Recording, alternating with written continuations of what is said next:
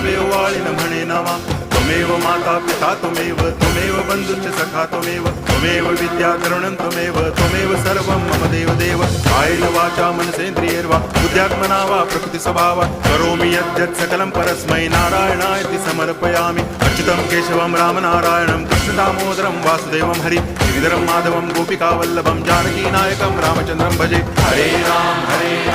Ram Ram Hare Hare Hare Krishna